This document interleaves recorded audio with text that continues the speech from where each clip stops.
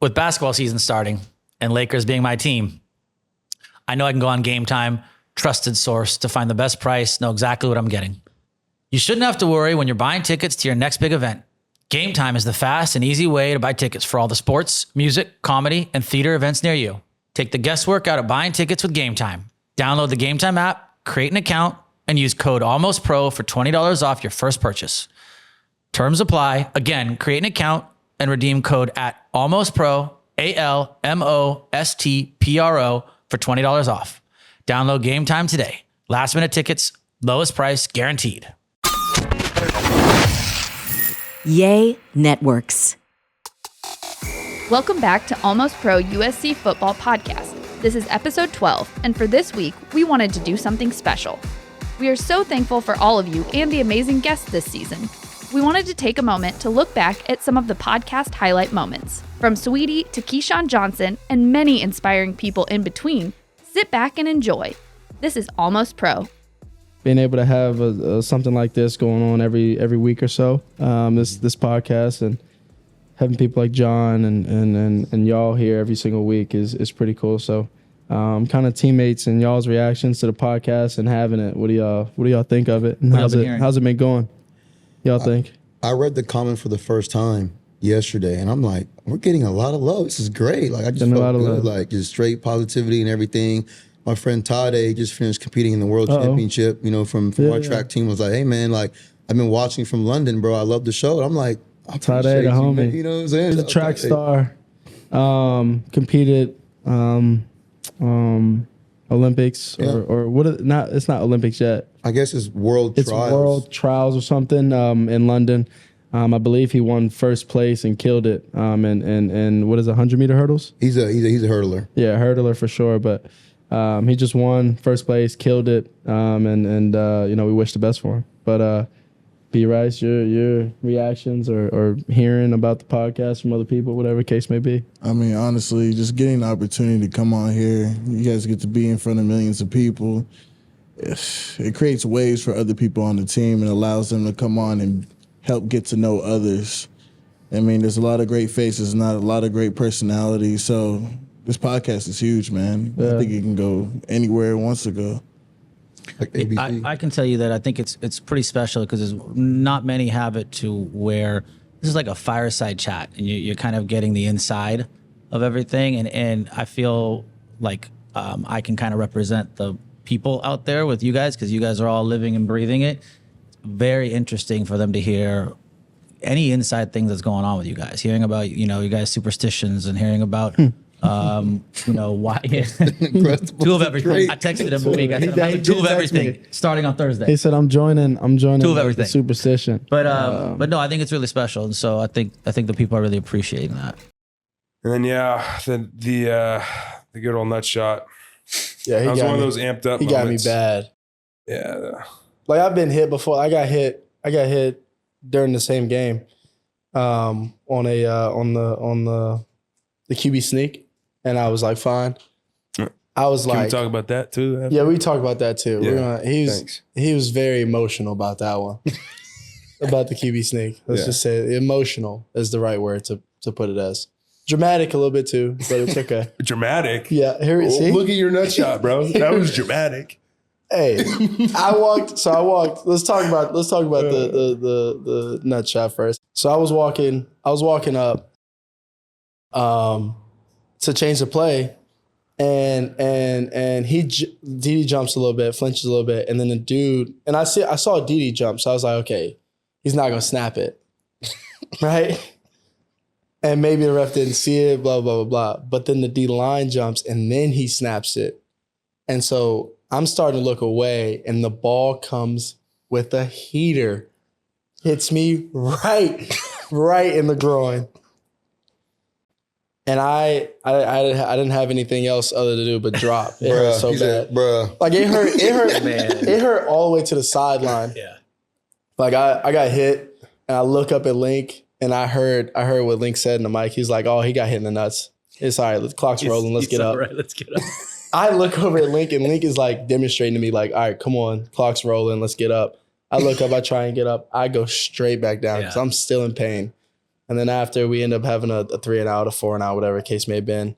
And, we get to the sideline, and J-Rock thought I was angry, mad, had my head down because we weren't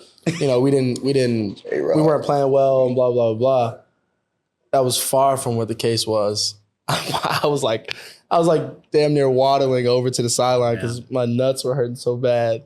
And I mushed J-Rock because he was grabbing onto me. I wanted to go sit down and take a breath. But that was one. And then the second one is this QB sneak. All right. So we get in there. I QB sneak and we score. And so when I get up, because it's a big old pile. So I get up and the first number I see is number 70. E-Man, my left guard, right? So when I start to get up, I say, good job, good shit, good shit, job, E-Man. Yeah, good job, E-Man. Yeah. For getting us in the end zone. Yeah. And so first thing I see is E-Man, but the rest of my legs and everything is laying across Dede. I'm on the ground too. And Dede's on the ground underneath everyone. Underneath everyone. And I'm laying across because I'm slightly turned. So my face is kind of on E-Man's numbers. And then my legs and my rest of my legs are across Dede. And so when I get up, I say, good job, E-Man. Right? Dede looks up. We're still on the ground. Dede turns. He goes, E-Man, what about me? I was hurt, bro. I drove that guy. I got he a looks good back push. up to me. I'm like, really good. damn, I'm sorry. Damn, bro. I'm like, damn, I'm Nobody sorry. cares. Yeah. You can't win. You can't win them all. It was a high-pitched voice, too. Yeah, it was like, hey, man, what about me? Good football. Yeah, it was Funny fun, moment. though. It was funny. We got to the sideline and kind of joked about it. But yeah, that is Arizona State for you. Since this was a away game, I do wanna speak on, some of the away rules or away game rituals that we have. And so you could tackle this one, I guess, Kaylin, or do you get to pick your roommate, or do the coaches kind of know, or whatever the case may be? And then a curfew, do we have curfew? We have curfews, and they walk in our rooms. They have a master key. I'll speak on that. Yes, They have a master. You may It's be crazy. showering. You might be walking out the shower, and they have a master key. They'll Wiley come- just opened the Wiley, door. our strength coach. It's all strength coaches. Wiley. No Yes, coaches. all No strength coaches. strength coach. They put it Open on the the door. door. They come in. They Coming hot. They Check come in bathroom, hot. closets, Bathroom under closet. the bed. Yeah. Hey, They get crazy. They Wiley's crazy. funny though. Yeah, it's my dude. But we do have curfew.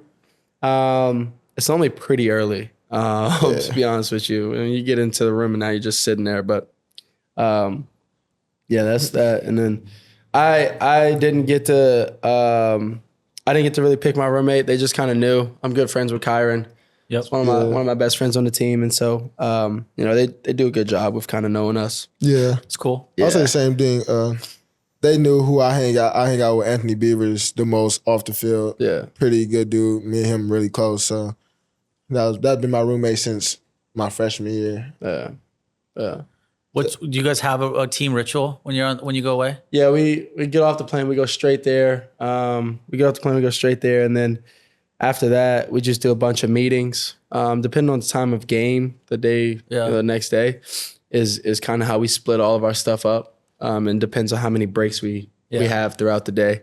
That day and then that next morning is kind of wherever our game is. If it's super late, we got a bunch of breaks. If it's super early or if it's a weird time like this last one, it's we get up, do all that stuff. We go eat, we shower, and we go straight there. Straight to the game. Yeah. It sounds crazy question, but do you prefer playing away or home? I do. Sorry to anyone that supports us, but I like being away. The away games, I would too. it's the best. Yeah, you it's play- the best. Play, Yeah. yeah. The away games is the best. Just having everybody in the crowd against you. It just, Regardless of the time of makes anything it that's feel going to you. on, unless you've silenced the crowd, Yeah. they're always going. There's always something going on unless you yeah. silence the crowd. So it's away games are always really, really fun. yeah. I love Home that. games is support. I mean, honestly, the sports been getting a lot better, especially the Utah game. Yeah. We were roaring in the Utah game. Had them jump off sides. They're a very technically sound team. They jumped off sides a bunch of times or a couple of times and on offense or defense. And so, support at home has been getting a lot better compared to, a couple games this year or maybe last year especially. But away games is always top. I would understand that. Yeah. I'd be the same way. Yeah. In my mind, I am when I'm playing away. Yeah. Yeah. 100%. I love it. Yeah. Bugs, when's the last time you needed to get a concert ticket or sports ticket? Man, probably a few months ago for the Drake concert, man. It was just taking too long. It was complicated. It's literally the most annoying process. I'm slammed at work. I never have any time. I needed to get something for an upcoming anniversary. Dang, bro. I went on Game Time. Easy. Simplest thing I've ever done. And then the other best part is they have that flash deal. You go straight on the app, swipe, it gets you the best price. It was simple. I got to see exactly where I wanted to go. It took me a second. I'm only using Game Time. Well, shoot, I'm not going to waste time. I'm going to use Game Time. You shouldn't have to worry when you're buying tickets to your next big event. Game Time is the fast and easy way to buy tickets for all the sports, music, comedy, and theater events near you. Game Time is the only ticketing app that gives you complete peace of mind with your purchase. See the view from your seat before you buy, so you know exactly what to expect when you arrive. All in prices, show your total up front, so you know you're getting a great deal before you check out. Find exclusive flash deals and sponsored deals on tickets for football, basketball, baseball, concerts, comedy, theater, and more. So last second, my best friend flying in, diehard Magic fan. I'm a diehard Laker fan. I needed to get tickets for us. Truly didn't know where to go or what to do because I don't trust these sites. I don't know what fees they're charging. More importantly, I don't know where I'm sitting ahead of time. Went on Game Time. Within seconds, I got to choose exactly what I needed, the price I needed it at. And now I get to go have the Lakers beat them. Take the guesswork out of buying tickets with Game Time. Download the Game Time app, create an account, and use code ALMOSTPRO for $20 off your first purchase. Terms apply. Again, create an account and redeem code ALMOSTPRO, ALMOSTPRO, for $20 off. Download Game Time today. Last minute tickets, lowest price guaranteed. Did you grow up wanting to go to USC or no? I did. It was my dream school, but when I wanted to rap, I was like, why should I go to college? So then the night before the Cal State college applications were due, I was like, you know what? I'm just gonna apply to a Cal State school because I'd already missed the USC application deadline. I literally applied at 11:59 p.m. Sounds like me when I almost didn't make it to USC. Yeah, but you're a transfer student, right? Yeah, but when I was transferring, I basically, and it's a whole story behind it, but I basically submitted my transfer thing at 11:59 for the deadline. So it's it was crazy. We have a lot in common. Yeah. We'll get into that. Yeah. Yeah. But you said you like self-care, pampering, all of that. What is your day off activities like? My day off? Yeah. Ordering some seafood boil. Like 3 pounds of like crawfish, some lobster, some crab. Tight. Doing like a face mask and like watching Netflix. Favorite Netflix show? Right now it's Suits. Suits? I have not watched it, but I've heard a lot about it. Big comeback. Yeah. Yeah, I like Suits. Yeah. I just finished Top Boy. Incredible. I'm still mad about what happened to Jamie. Oh, I mean, but the ending for the new season is crazy, right? crazy. Everybody dying. Like we said, you're a USC alum. And so what's your favorite, the favorite part about USC life? And then, like you said, you're a football gal. So, favorite memories in the football kind of world when you were there, or it could be now or then. As a transfer student, it was kind of hard, like being acclimated into like the student life, because like everybody already had their cliques. So I felt kind of left out at times. But one thing that I really enjoy about USC is like the Trojan network. You know, if you're like in the building with another Trojan, like they got you. It's like no questions asked. So I really appreciate that. And as far as football, I played football for 4 years. So I really miss just like winning. That's what I do. I feel that. I feel that. Winning is top one. It's hard. For me. Yeah.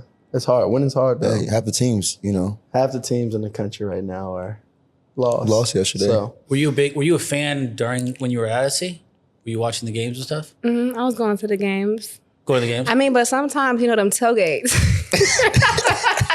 They get the best of you. You just forget that there's a game. Like, that's how lit the tailgates used to be. But I enjoyed a couple USC games. Actually, I wrote about the USC game, one of the USC games prior to me being a student. And I wrote about how the vibration and the energy was just so mesmerizing in the stadium. And that's why I wanted to become a Trojan officially. So, wow. Yeah. I have like a deep connection with like football and SC and why I wanted to go there. I love that. We may need to make her co-hosts. Oh. wouldn't mind. This is big. Yeah. She knows her stuff. She knows her stuff. Knows her stuff. She came out Calling immediately. out the defense? Immediately off camera. They scored before you guys. What's the problem? Looked at me and said, "Why'd you allow them to score before you?" So I also want to go back to, you said you tailgate and things like that. So what would your fit to, we do Trojan Walk where everybody gets to dress up and kind of throw on an outfit and things like that. What would your fit look like when you were in school going to a game compared to now coming to a game? I mean, Trojan Walk, I always had on like some high waist pants so that, the booty look good. Little crop top. Might have like a beanie on or a scarf because it gets really cold at night at the games. But It did get cold last night. I would say like USC has one of the most lit tailgates and it's so diverse, Yeah. So many different clubs with like their people and I love how you can just like tailgate hop. So I miss those moments. What about now? Would you wear now? Actually, I went to a tailgate before COVID happened, like the last USC homecoming before everything shut down. And I wore a USC cheerleading outfit. It was cute. I love that. Yeah, I got super lit. Let's dive into, we were talking about fashion. Let's dive into fashion. Yep. You just said that your nails were put into The Grammy the Museum. Grammy Museum. Is that true? So-called. Let's talk about that. So-called. Is it true? You think I'd She be said she has the best nails in the world. this early? She said she has the best nails in the world. No, according to I think them. I think I'm top 2, not 2. Really? shoot. Let me see your nose. For everybody. that's It's quite for King vibes. Rolex. The Rolex Yeah, but why crown. you only got 2 nails painted? Because you got to switch it up. Can't go all 5 every week. Why not?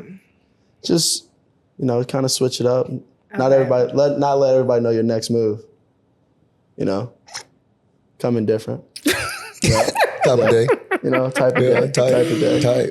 But You get your nails done? Oh no, mine's just He super goes clear. basic. I go clear. You Yeah, go easy, clear. know. So what inspired like the nail art? my mom, Okay. she's done nails since I was born. And she'd do them in the house and things like that, for her friends or for her clients and things like that. So it kind of started there, and then I did it in high school as a junior, and I've been doing it ever since. Oh, so you've been ahead of the game. I've been ahead of He's it. You've been having nail Trendsetter polish over here. on. Trendsetter. Okay. When I first met, it was years ago, and he was early. Oh, that's I a real give him icy credit. boy right there. Yeah. Tan white toe. Okay, I know that's right.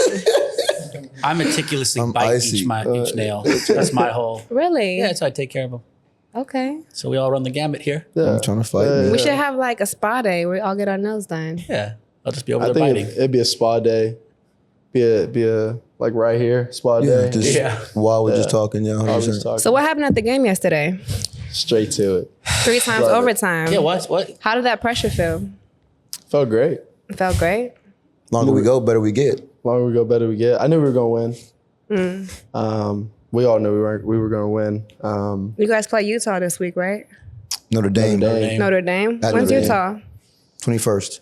And that's the next home game? Yeah. Yeah. Oh yeah, That's the game I'm coming you're to. coming to that. Say Yeah. less. That's a movie. Say less. Say less. Say less. But we could dive into the game. She wants to. We might as well. She seems a little on edge. wants to about the know. game. She wants to gets into straight it. to it. So we had Arizona last night, and Nail biter. nail biter. triple overtime. But Trojans on honestly, top. I felt like y'all was just teasing. Teasing. I mean, maybe like here, fetch, and then No, that's what it felt pull it like away though. from him. I felt like y'all was testing y'all limits. And that's cool because, you know, when you get bored, when you're continuously winning, you like to try new things out. So I felt like you guys were just like throwing out bait and seeing what they would do with it. I definitely did not want to go to triple overtime. No. And get out. Well, you could have fooled me. And get out of there at 12:30. I did not want to be leaving the stadium at 12:30 last night. I'm excited to ask the guys about this when they get on, you know? Yeah, it was a late night one. I didn't. So what are your like pregame rituals? Uh-oh. That's a big thing we ask every week. What's the pregame ritual? Mr. Uncussables right here. Yeah. Night before, I kind of get two of everything, like some food, like the snack right before I go up to my hotel room. Why two? It's just I don't know. I don't exactly know. It's just I two do it feels now good. too. It's been working for us. Yeah. Really? John does I'm I gonna do have it to for do it everything before now. my shows. Yeah. You what? Well, I'm going to ask you what your rituals are. So like 2 Uncrustables, and then I have a bunch of other stuff. Popcorners. the Milk red or no bag. milk? Milk or no milk? Mm-hmm. I get milk. Milk with ice or no ice? Don't tell me you go. I put ice in my milk. I put ice in my milk too. Yeah, No, it just John. adds No, that I extra. I've What do you never put? admitted this to anybody. What do you put? What is the ice for? I don't know. It just makes it extra I have icy. no It's idea. icy girl. Ice. I'm actually Icy quite girl winner. embarrassed about it. I'm not Icy gonna girl lie. winner. I don't know what he thought was going to happen. I think my family thought I was strange too. What's I just don't get like when you because you're not drinking warm milk, right? No, but when you get juice, when you get soda, if it's cold, If you it's still put juice, ice in it, right? Not juice. No? If it's in the refrigerator and it's cold enough, I don't know, if it's a man. bottle and it's like lukewarm, The then French put ice in wine. Maybe we're just refined, you know? I don't know what to tell you. That was a That bar. rhymes. Start rhyming? Hold Yeah. on. John, Hey, come on. Ghostwriter John in the studio. Trying to get signed up. What he trying to punch in? Trying to get signed up, sweetie. Yeah. What's your Next week. favorite place to eat? Y'all favorite place to eat on campus?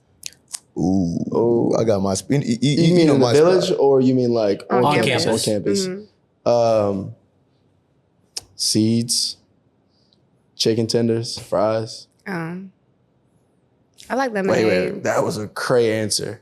Oh. I thought that was good. I thought that was good too. I thought that was good I like too. lemonade. Is it still there? Lemonade on campus? No, I think it's not gone. there. all It's not changed. there? No. All of it's changed. Oh, It's damn. just- We got to go up there next week. It's just Yeah. like I'm Everything actually changed. coming up there to speak at a Marshall class. Oh, good. It's come to our class. Which class? Entrepreneurship with Oh, Albert yeah. Napoli. Oh, good. Okay. Napoli. Mm-hmm. Should we go surprise them in their class? We should. I think though. Let's set it up. Taj wouldn't mind. Taj was not mine at all. Taj is a good Taj guy. Frazier, he's a good guy. He's our teacher. C's is top 5 though on campus, but He's just top 5. It's great chicken tenders and fries.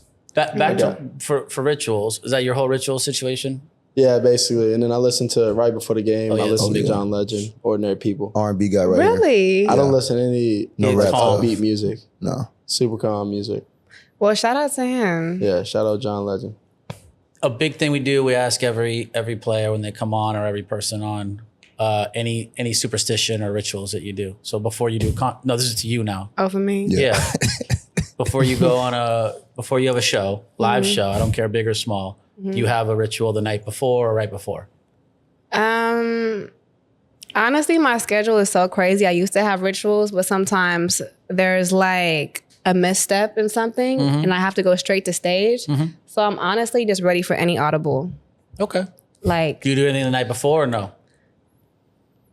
nope. All right.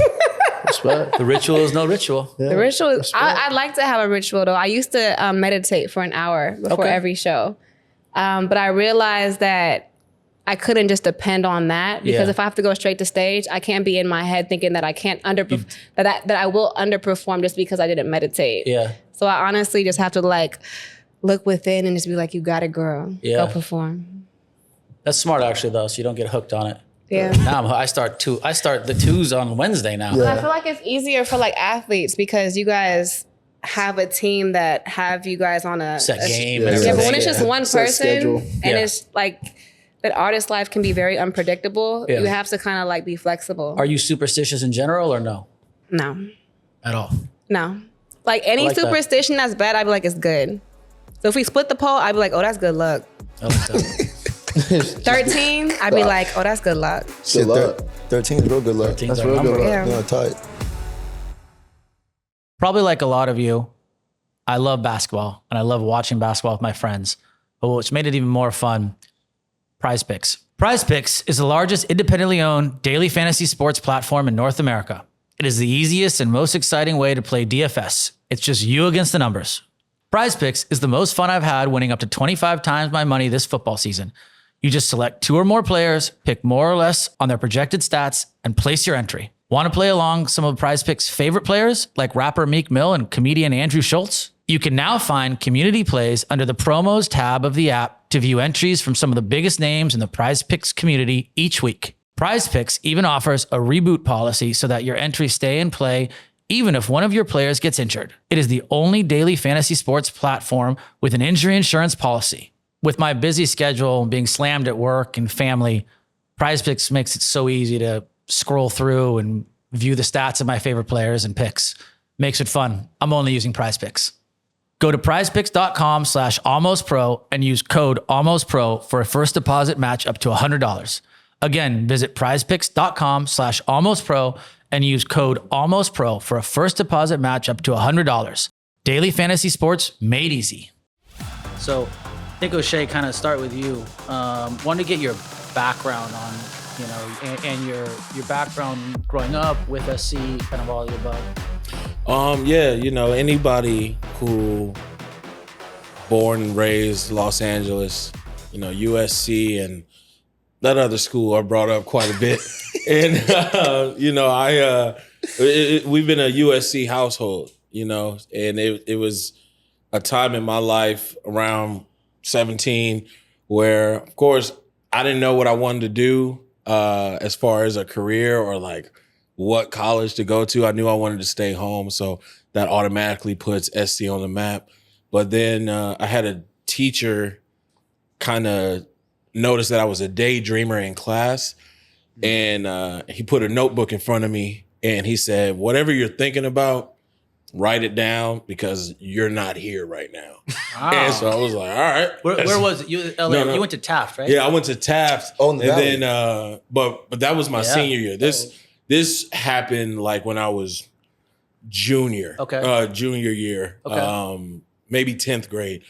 I was homeschooled from 7th to 12th Oh, wow. because my parents had a issue with LAUSD. Also, I was tripping in school. All right. So I got homeschooled, and it's easy to pay attention when the only girl in class is your sister.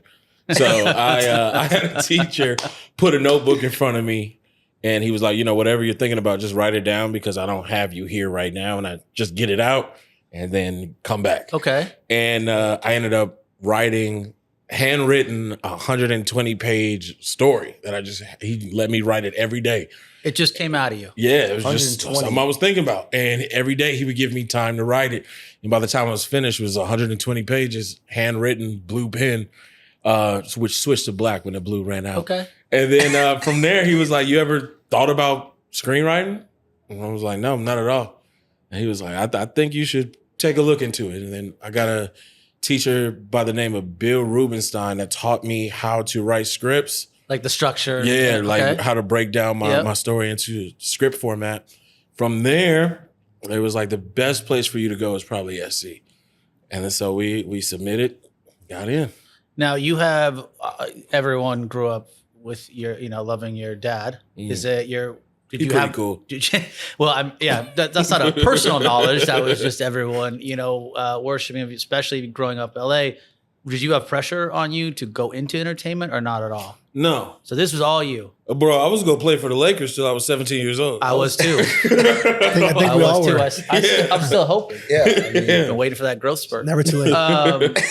So then you went down that road into Yeah, it was just a natural thing to kind of fall into. A lot of people don't know what they're good at because they think for some reason that picking a career or picking a path to choose to make money has to be hard. Mm-hmm. It comes your talent, whatever it is, comes so easy to you that you're probably not paying attention to it. Yeah. Which was what I was doing. I always, my once I got accepted, my mom always kept like your mom keeps the good grades that you get from school and yada, yada, yada. And she showed me that since I was in 4th grade, creative writing was the best thing I had. It was just something that I never paid attention to because it came so easy. So it took somebody pointing out that, no, dude, this is probably where you should go. And from there, getting into SC, the pressure got put on. Yeah, of course. It's the School of Cinematic Arts is no joke, and it's a real grind. And that on top of having a father in the entertainment industry, it's not pressure from him that's put on to me. It's pressure from myself because I want more for myself. And things took a certain path where I ended up on the other side of the camera, but at my core, I still write. I have ideas, plenty of ideas that I'm trying to get off the ground. I'm in the middle of writing Well, really quickly, how did that happen? Because a lot of people people are interested in this and they don't know how you just go from one thing to another. How did you go from the writing to acting? It was I was sitting in the kitchen eating cereal, and my dad comes downstairs and he's like, "Hey, so they're taking this NWA movie serious." And in my mind, I'm like, "Good, Dad. That's dope. I'm happy for you." Yeah. And he was like, no. Listen, in a perfect world, I would want you to play me. Sure. And I'm like, ugh, okay. And you had not acted? Nah. Like That's I got an wild. AE in drama in insane. 6th grade. But like, nah. Like you didn't have drama class even? You weren't in theater? For the curriculum in middle school, like for SE, we had to take an acting course. Shout out to Michael Bofshever. But other than that, nah. Which, by the way, is probably the best thing for kids to do because at the end of the day, it's public speaking. Yeah, like why not? And so from that to then what transpired? I told my dad, I was like, all right.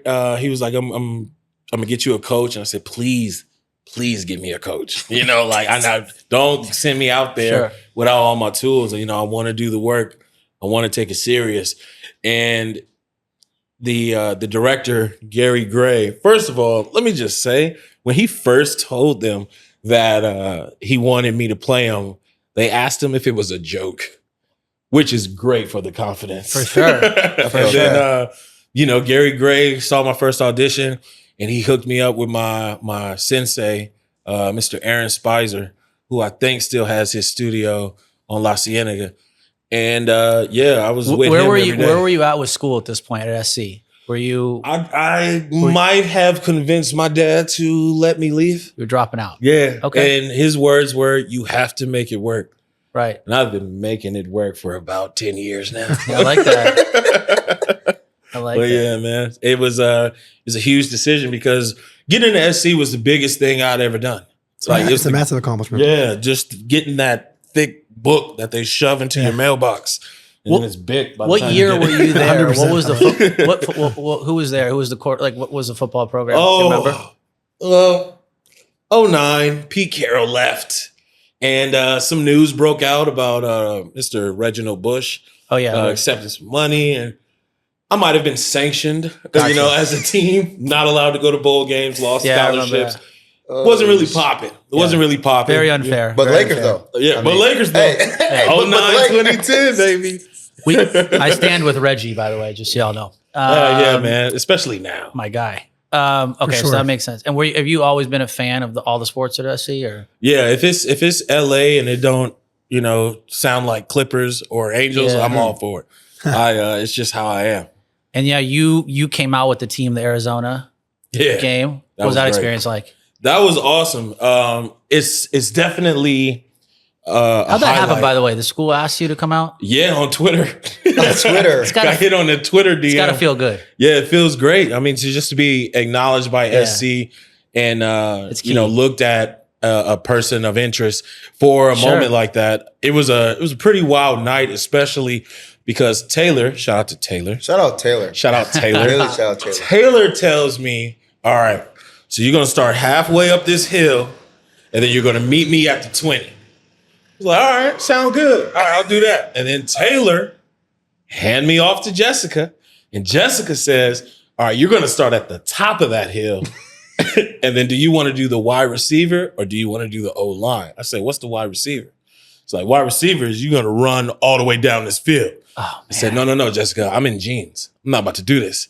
So I'm about to hit this O-line, which is going to the end zone Yeah. and then veering off to the right. Yeah. Easy work. So I get the microphone, pump up the Coliseum, yada, yada, yada, and then I do a countdown. They shut the lights off, and then they close that curtain. And I see nothing but shiny red helmets get all behind me. Moving. And I'm like, wow, they're real close. I don't think this is going to go well. I don't have a belt on. It's a whole lot going not in my favor. So now I got the finger in the belt loop. I'm about to take off, bro. And that countdown goes out. She does the thing. I run down. I hit the end zone, right? And so I'm like, all right, it's time to veer to the right. I am surrounded. Oh yeah, we were Surrounded by trees of men. Yeah. You know, like I can't, I'm about to cause an injury right now. All right. Yeah. So like, let me just chill out, turned around, gave the high five. He did Real give smooth. out Yeah, bro. I was not. Because if I veer right now, bro, that IR about to be filled. And so That's like, classic. nah, man. You were the first person I've ever seen like after the tunnel ends to like who's actually still there. Yeah. I'm like, yeah, who? No, I'm who's dapping here? y'all up. It's like, Not about to okay, run me he's over, still make a here. meme out of me. Nah, bro. I love it. Zach, your story, your background, what's going on, and how USC tied into kind of everything that you have going on. Well, yeah, I think even right now is a perfect example of like, Right. I know everyone talks about how being an alumni of somewhere is really like impactful when you stay connected, but like a lot of times I find it to not be so true. But with SC, Yeah. it's really a thing of like, if you have the USC connection, there really is For sure. at least a baseline for an introduction, for a friendship, for time to be spent together, and there really is common ground. So the fact that, you can get all these people together who are it's weaved together through this USC I didn't even tell network. you were coming to. I gave you an address, and I'm No, like, you said it's for USC. Yeah. You said, come to this thing, it's for USC, but like, it's no questions asked. So I think USC takes pride in that. When you go there, even like from the first day on, you realize like it's a place where people start companies together. People want to connect people with other people. Yeah. It really is like networking in the most positive sense of the word. So I think a lot of people want to know a couple things about you, Zach. They want to know exactly what you do. Yeah, I don't know why that's. I'd love such a you big to question. define that. People, yeah. That's going to be a big moment. Right now, we're going to hear about it. Bro, I need to know. And I think they want to know, I think everyone always likes to know how you are doing what you're doing now from, because you had a similar thing where you had to make the choice to stop USC and go on to what you're doing. So I think we'd be curious to know about those. Just to give like, I guess some real early background, my whole family is French, so no one went to school in America. So it's not like I had a lineage of like Right. alma maters to pick from or anything like that. Right. And I moved to LA when I was 13 years old, my mom and little brother. Yep. And it's funny because even though I lived in America my whole life, I went to like a French school in New York. French, all the classes were in French and everything. So when I moved to LA, it was kind of like me discovering what it's like to be an American teenager. Yeah. Even though I was American, it was like developing my own existence, my own Yep. identity. And immediately, keep in mind, I'm in middle school, 2009, 2010. So Lakers run. Beautiful. So Beautiful. So I'm being thrown right into it. So I get straight into the Kobe world Yeah. and SC world and Dodgers and the whole nine. And I took a lot of pride in being like an LA kid because that's Yep. where I became an adult. That's where I became kind of who I am today. You're a quarterback at Beverly High. Yeah, we were terrible, so we should probably skip over that. Man. But I love the game. Yeah. I love For the the game. love of That's the all that game. matters. I love the game. Yeah, The dogs. Yeah, I always tell people I led the country in interceptions, and they're like, "Wow, you must have been amazing." I'm like, "No, I play quarterback." Other side.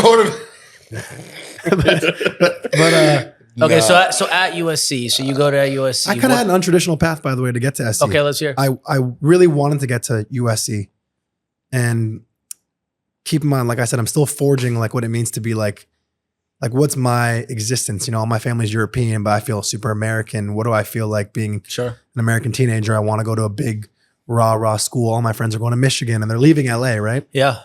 And I didn't have the money to go to a school out of state, even though SC's private. I'll get into how it all worked out.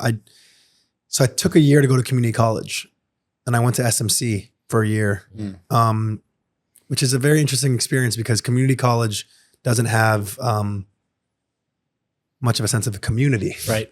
It's very transient. People are going there to Sure. actually for occupational reasons or to finish up credits or whatever, but there's not like, you don't rally around school spirit, you know what I mean? So it was kind of a very down year, interesting year where I just buckled down and would just go to school every day and go back home and just was like dreaming of like, hopefully this ends up in USC for me. Because I really loved SC. I'd visited it in high school. Great. I had I'd given like books to SC to the library. I was always trying to be involved like in the USC community. Sure. And went to community college.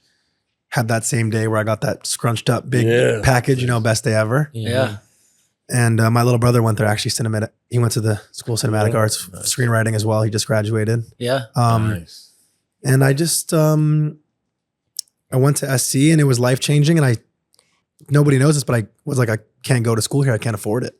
Yeah. And I, Well, I know it. You hid it from me for a year, but yeah. And I couldn't afford it, but I kind of like stopped. you didn't want to tell me he was going to drop out. I kind of like, no, but I stalked the financial aid people, not like actually stalked, but I figured out who the right person was to email and sent them all this stuff. I'm like, guys, this is my financial aid situation, whatever. And then after like going back and forth, I remember distinctly I was in the SMC library and I got an email back saying, yo, your financial aid. Because when I first got my financial aid, it was like, we're not really taking any money away. Right. We're not going to give you any funds for it. After this back and forth, like a whole month of emailing and documents from my mom and this, that, and third, I remember being in the SMC library and they said, got an email, check your financial statements. It's been updated. So I'm like, what's it going to be? You know, open it. It's basically like your whole school's covered. There's some loans and some grants and whatever. Right. And like, I remember screaming in the library. Yeah. That's great. Yeah. And everyone's like, shh. And I'm like going crazy. Like, like this. I'm out of here. I'm out of here. I don't get it. It was really like a movie. Like I was in the library screaming and everyone was like, shh. Like it was crazy. Nice. That's good. And then when you were at SC, when did you start getting into music?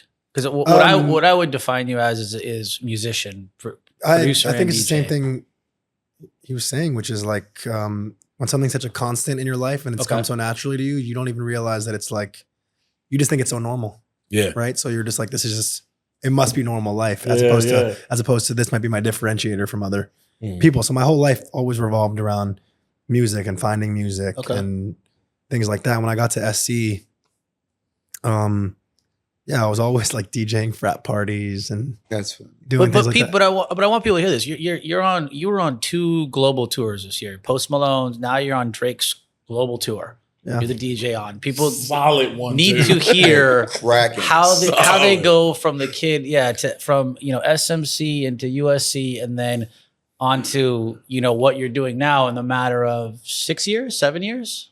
And there isn't some easy answer, of course, but it is important because it's an inspiration in a lot of ways. I appreciate that. I think the answer is like the understanding that it does take 6 or 7 years. It's like people always talk about they see the success and they wonder where it came from, but they might not see 10 years of groundwork, right? Sure.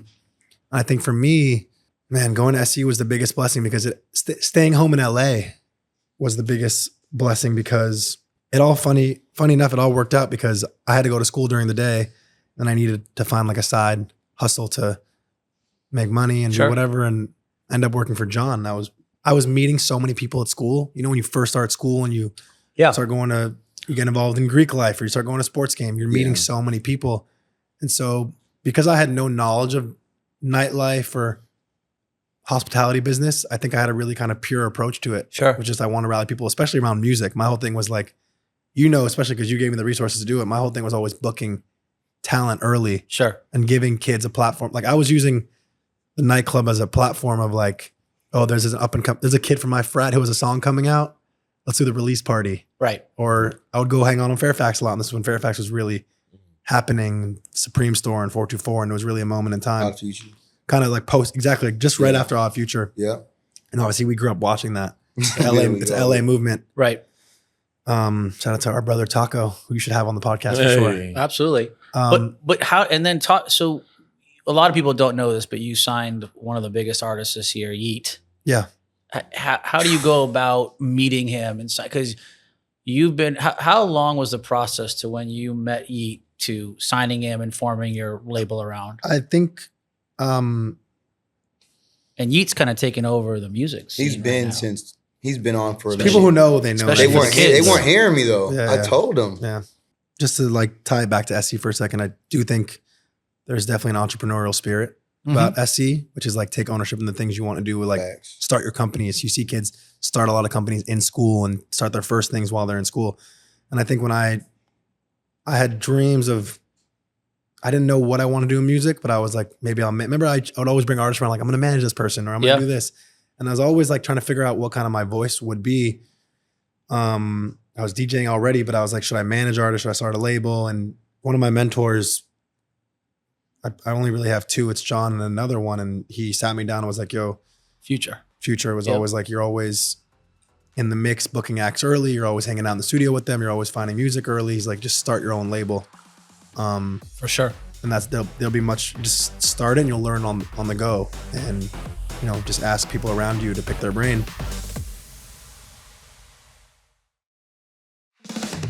Well, look, want to jump into it because I grew up literally like as you're, you know, a diehard USC, LA, grew up watching you, biggest fan. And it's interesting now to see, you know, be with you, be friends with you, be in this USC community. Be curious to know, just kind of getting into it, the difference between the program and what you think is going on at USC now than your time then. Oh man, I would first glad to be here, but I would say, you know, the difference is the expectations I think are a little different because where college football is opposed to where it was when I was playing. There was so much parity in college football at the time that I was playing, and that's not the case now. They're trying to get it there, but there's only like, I know you talk about it, there's only maybe 7 teams that stand out. That you know Alabama's in it every year, Georgia's in it every year. Oregon's gonna always hover around to some degree. You know, Texas is back, Michigan, Ohio State. Those teams are always in the mix.